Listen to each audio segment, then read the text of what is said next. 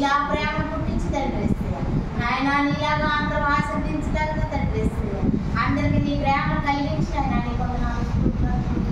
నీకు కనుక చేస్తే ఆ పరిస్థితి తండ్రి నీకు వచ్చే